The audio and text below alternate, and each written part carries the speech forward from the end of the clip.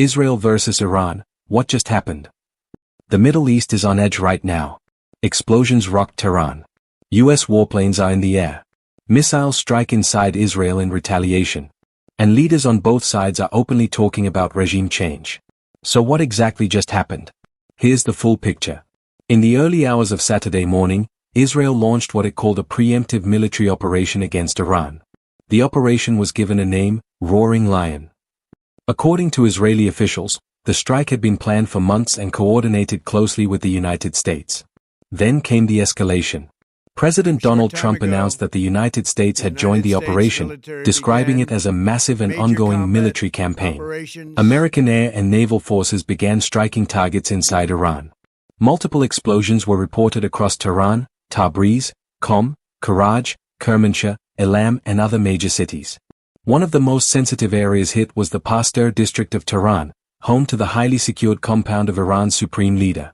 7 missiles reportedly struck near that zone. Iran immediately shut its airspace. Israel shut its airspace too. Hospitals in Tel Aviv, Haifa, and Ramat Gan moved operations underground. This was no symbolic strike. This was large-scale. US officials say the attacks are focused on Iranian military targets and missile infrastructure. President Trump stated the goal is to destroy their missile industry and stop what he called a growing Iranian threat. But the rhetoric went even further. Both Trump and Israeli Prime Minister Benjamin Netanyahu publicly encouraged the Iranian people to rise up and take control of their government. That language signals something much bigger than a limited strike. Then Iran responded, heavily. State media reported that over 200 ballistic missiles were launched toward Israel as retaliation intensified. Missile impacts were reported in central Israel. Drones were also launched. Sirens sounded across multiple cities. Missiles reportedly targeted the U.S. Fifth Fleet Service Center in Bahrain. Qatar intercepted Iranian missiles over its territory.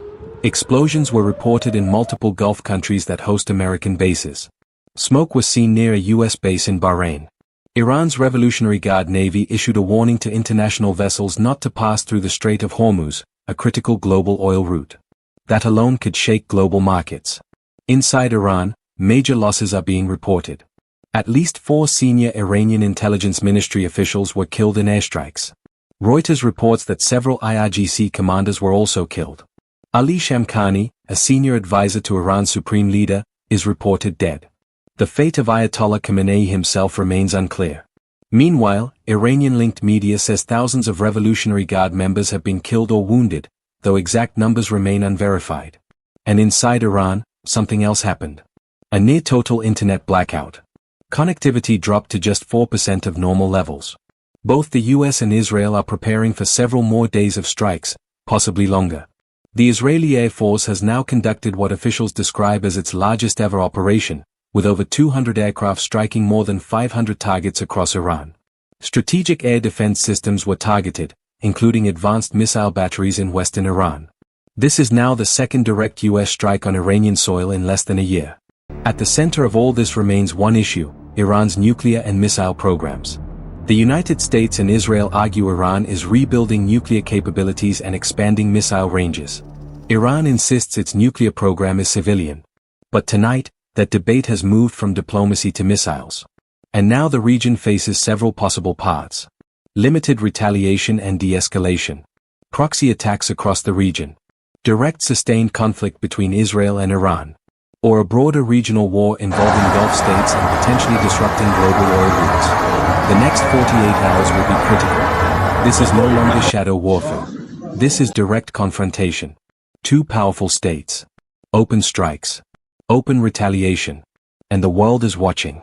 Stay informed. Stay calm. And follow verified updates only.